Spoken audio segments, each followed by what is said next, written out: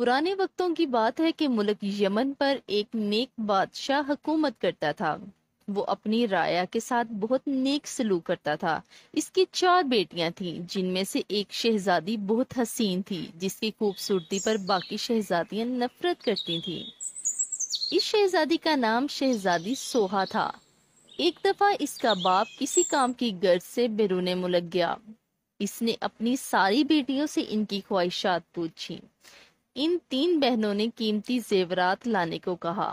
جب بادشاہ نے چوتھی بیٹی سے پوچھا کہ اگر تمہیں کسی چیز کی ضرورت ہو تو مجھے بتا دو، شہزادی سوہا نے کہا مجھے ایک گلاب کا پھول چاہیے۔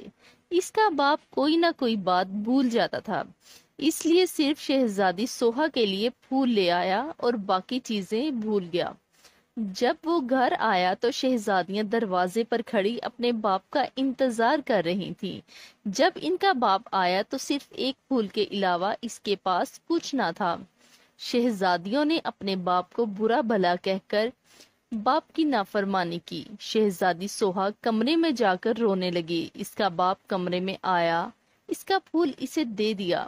بادشاہ نے کہا دنیا میں سب سے زیادہ قیمتی چیز والدین کی خدمت ہے۔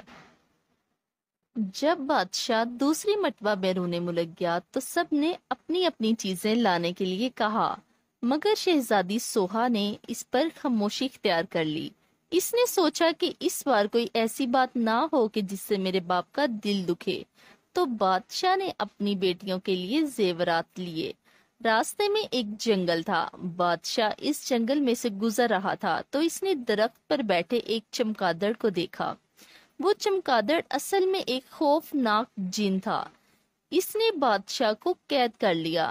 ایک شہزادہ یہ منظر دیکھ رہا تھا۔ اس نے اپنی تیز دھار تلوار نکالی اور چمگادڑ کی گردن پر دے ماری۔ چمگادڑ اسی وقت مر گیا۔ شہزادہ بادشاہ کو محل لے گیا اور اس کی بیٹیوں کو سارا قصہ سنایا۔